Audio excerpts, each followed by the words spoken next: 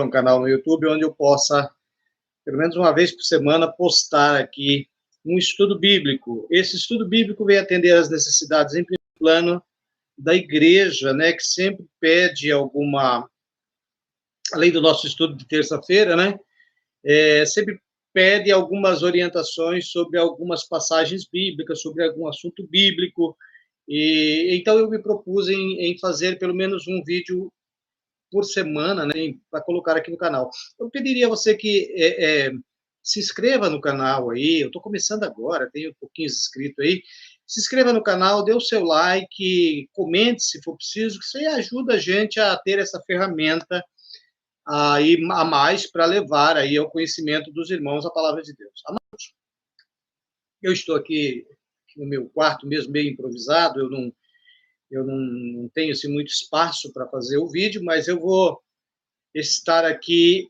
então, manuseando a Bíblia e conversando aqui sobre o assunto que nós queremos tratar hoje, que é até um questionamento.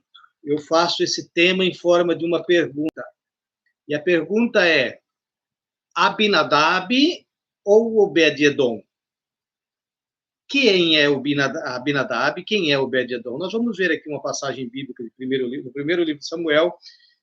Eu gostaria de fazer duas lições paralelas. A primeiro livro de Samuel, no capítulo 7, versículo 1 e 2, e depois o segundo livro de Samuel, capítulo 6, e o versículo do 9 ao 11. Então, o primeiro Samuel, capítulo 7, e o versículo 1 e 2 diz assim: Então vieram os homens de Kiriat-Jearim e levaram a arca do Senhor e a trouxeram à casa de Abinadab, no outeiro, e consagraram a Eleazar, seu filho, para que guardasse a arca do Senhor. E sucedeu que, desde aquele dia, a arca ficou em Kiriat-Jearim há tantos dias que se passaram, até chegaram 20 anos. E lamentava toda a casa de Israel pelo Senhor. Agora, segundo Samuel, o capítulo 6, do versículo 9 ao versículo 11, a palavra diz assim: E temeu Davi ao Senhor naquele dia e disse: Como virá a mim a arca do Senhor? E não quis Davi retirar-se para junto de si a arca do Senhor, a cidade de Davi, mas Davi a fez levar à casa de Obed-edom, o giteu. E ficou a arca do Senhor em casa de Obed-edom, o giteu, 3 meses. E abençoou o Senhor a Obed-edom e a toda a sua casa. Amados, para iniciar aqui, eu já gostaria de fazer esse paralelo entre o tempo. Na casa de Abinadab, o levita, o israelita, a arca ficou 20 anos e o versículo complementa assim: e o povo suspirava pela presença do Senhor.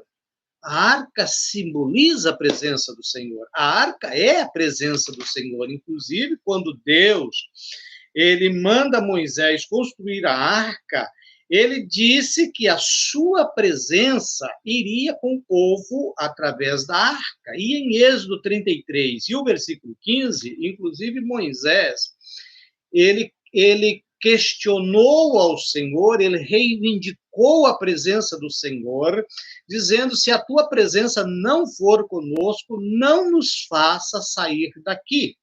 E então nós podemos entender pela palavra de Deus que este primeiro livro de Samuel, ele narra um dos períodos mais negros da história do povo de Israel. Quando a arca de Deus é levada pelos filisteus.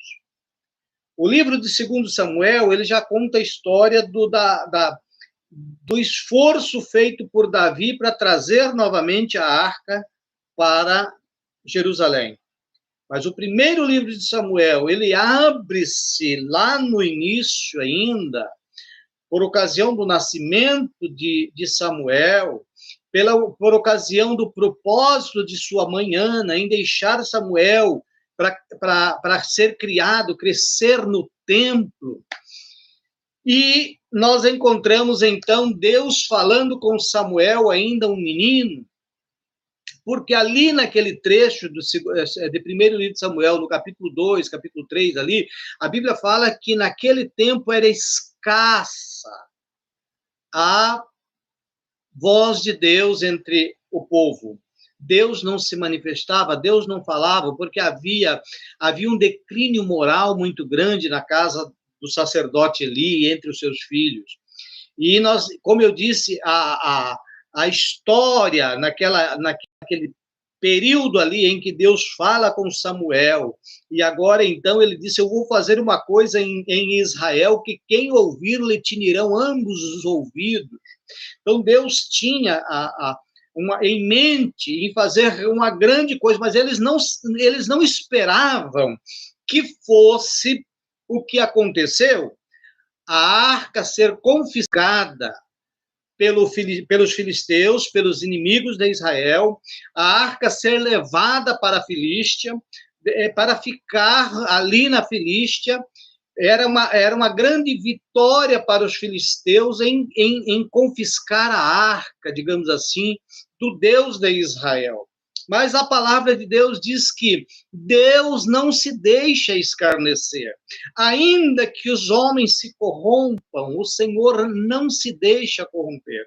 E os filisteus pensaram que porque levaram a arca do Deus de Israel, e a palavra de Deus diz que eles pegaram a arca em Ebenezer, ali onde Samuel reuniu com o povo em Ebenezer, e a arca estava no arraial dos israelitas, mas com a batalha travada naquele dia, morreram-se os filhos de Eli, e a história continua, eu não vou entrar por esse viés da história, onde fala da morte de Eli também, mas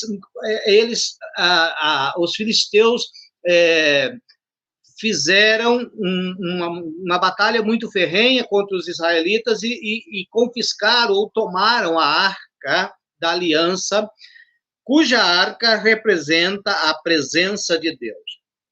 E os filisteus levaram a arca de Ebenezer a Asdod, colocaram a arca no templo de Dagon. O templo de Dagon, o deus dos filisteus, eles colocaram a arca ali, dentro do templo, junto ao lado do deus Dagon. E, pela madrugada, eles ouviram lá um barulho e foram conferir, Dagon estava caído. E a Bíblia diz que Dagon caiu de boca no chão em frente à arca. Eles, os filisteus, pensaram que era uma casualidade, levantaram Dagon e foram se recolher novamente.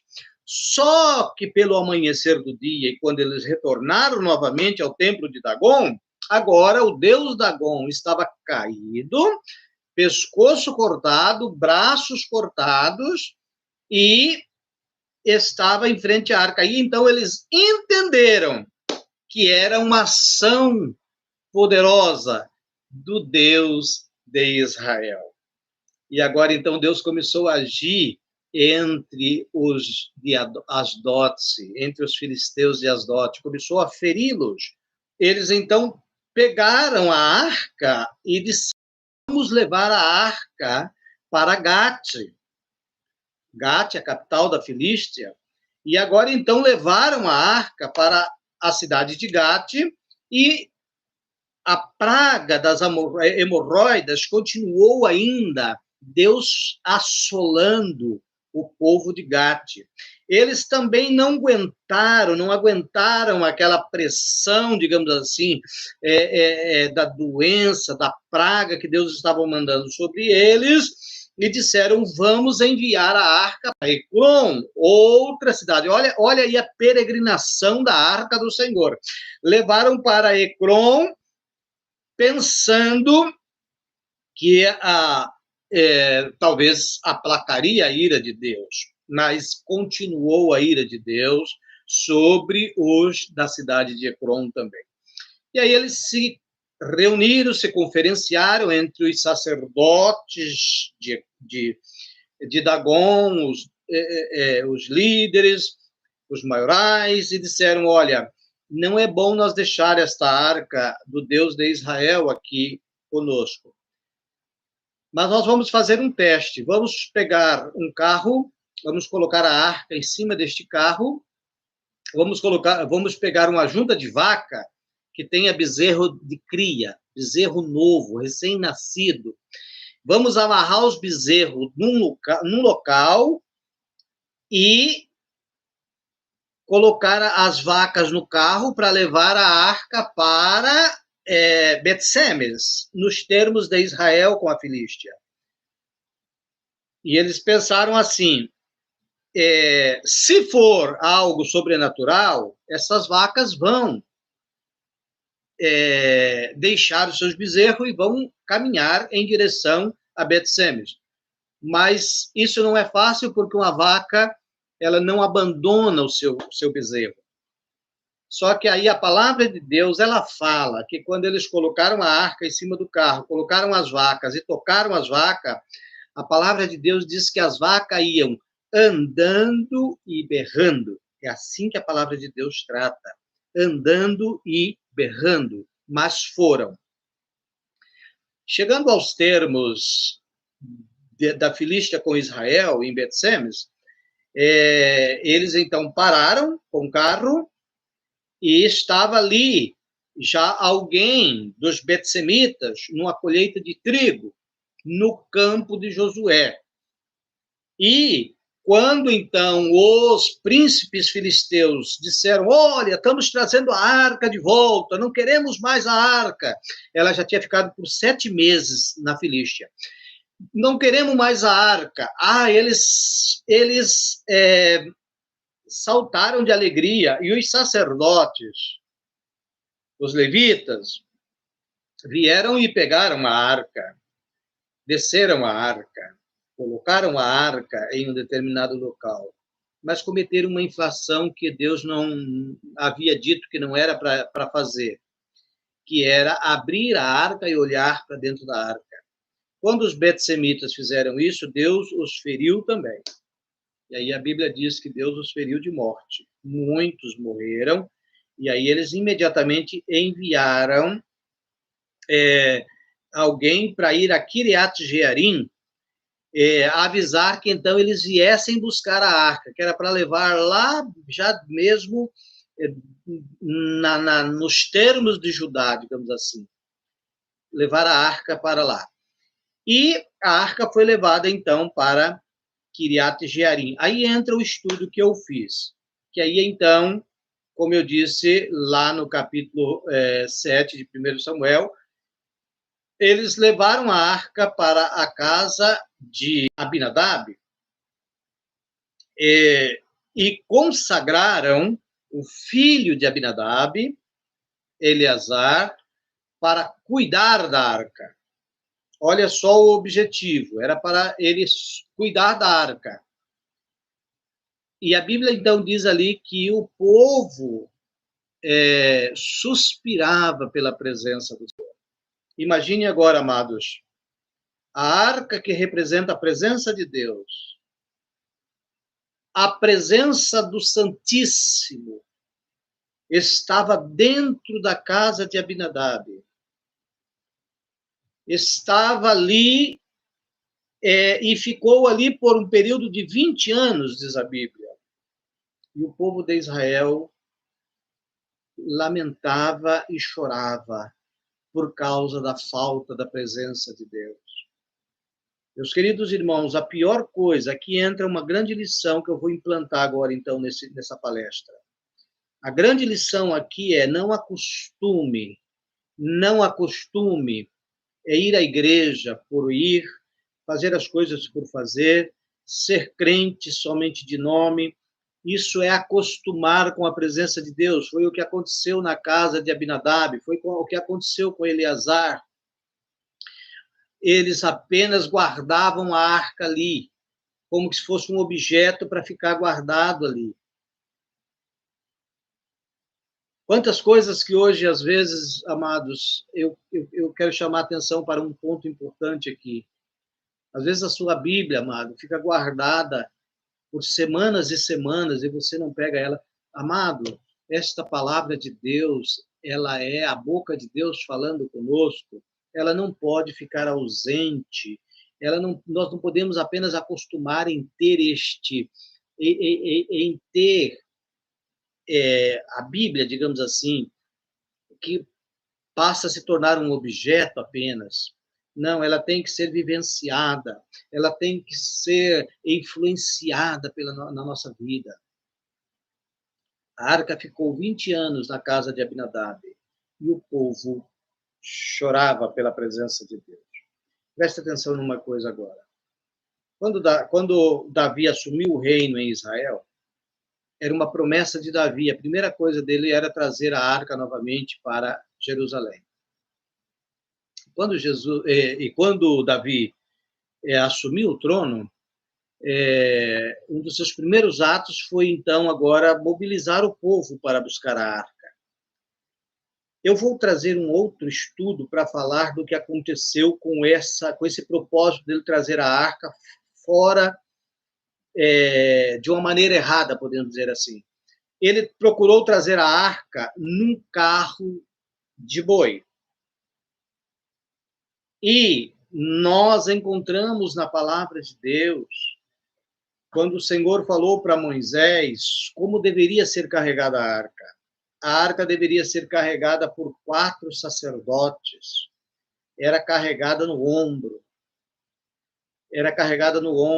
Davi quis fazer uma inovação. As inovações, irmãos, elas quase sempre são prejudiciais, trazem grandes prejuízos, além de não serem duradouras. Passa rápido. Muitas inovações têm se criado para poder segurar as pessoas de uma certa forma, com inovações nos cultos, com inovações, nada de inovação. A Bíblia é nova a cada manhã, a sua palavra, a sabedoria de Deus, ela é nova a cada manhã em nossas vidas, e nós não precisamos de procurar inovações para ter atrativos. Não. O culto ao Senhor, o verdadeiro culto racional, este é o verdadeiro atrativo para a nossa vida espiritual. É uma busca da presença. E agora, então, quando Davi procurou trazer a arca, foi buscar a arca em cima deste carro de boi, aconteceu um imprevisto. A palavra de Deus, ela revela que a arca, o carro deu uma balançada e um dos filhos de Abinadab, ele quis segurar a arca. E a palavra de Deus fala que ele foi fulminado pela presença do Senhor. Então, amados, quando Davi viu isto acontecer, aí vem o versículo que nós lemos lá já no segundo livro de Samuel, capítulo 6, o versículo 9, que eu li, onde diz assim: e temeu Davi ao Senhor naquele dia, e disse, como virá a mim a arca do Senhor? Ou seja, como eu vou novamente trazer a presença do Senhor para Jerusalém? Eu quero trazer. Ainda bem que este homem, segundo o coração de Deus, ele era muito humilde e ele tinha realmente uma sintonia muito forte com Deus. Ele disse assim: eu estou errado, de alguma maneira não é assim que o Senhor quer levar a arca.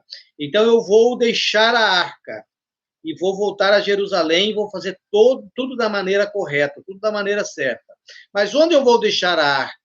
Davi olha para um lado e contempla uma casa à beira da estrada que dava acesso para Jerusalém, onde ele estava indo.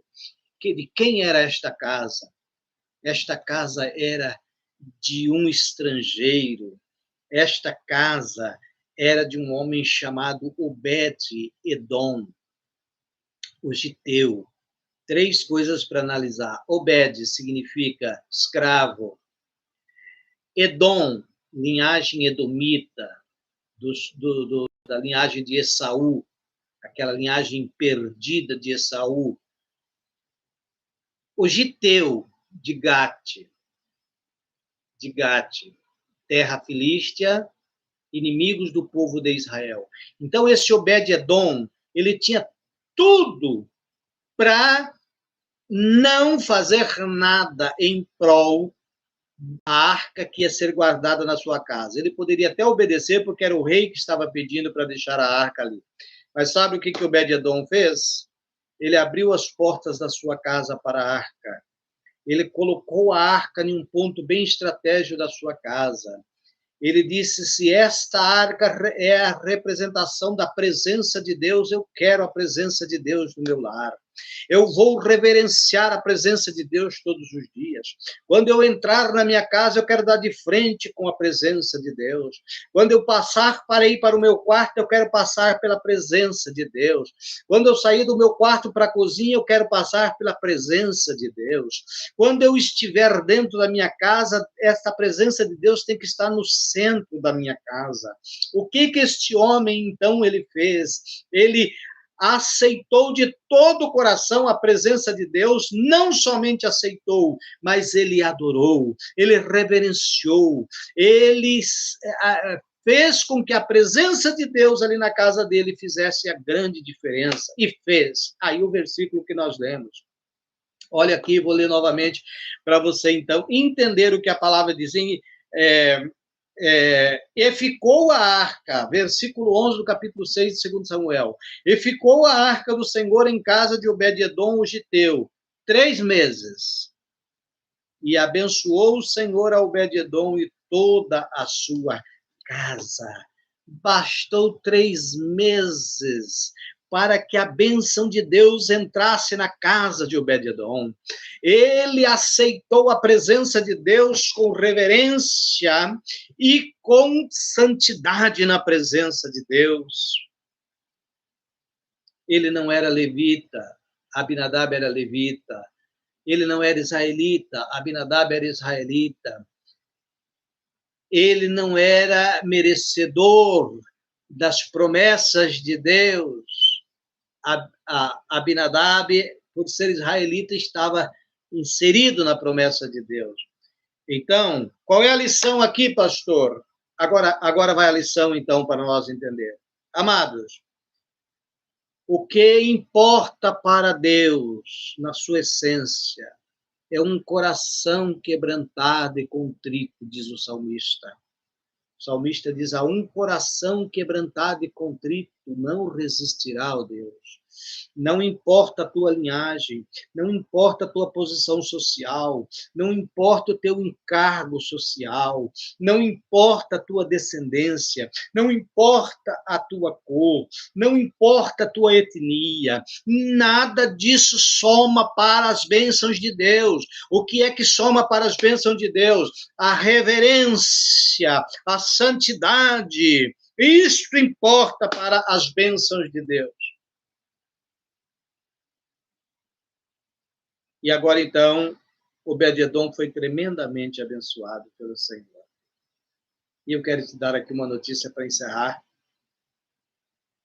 Deus não esquece dos fiéis. Deus recompensa o fiel de forma tremenda e gratificante.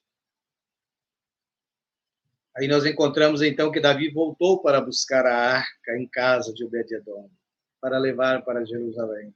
Agora com uma organização totalmente diferente. Agora ele trouxe os sacerdotes para carregarem a arca. Agora ele trouxe holocaustos e sacrifícios ao Senhor. Agora ele queria fazer a coisa da maneira certa. Aí eles caminhavam e sacrificavam ao Senhor. Mas o que é que Davi fez? Davi disse para Obed-Edom: Obed-Edom, arrume as tuas tralhas. Pegue a tua família, Obed-Edom. Você vai morar em Jerusalém. Você vai morar em Jerusalém e vai ser porteiro na casa de Deus, exclusivamente porteiro da arca.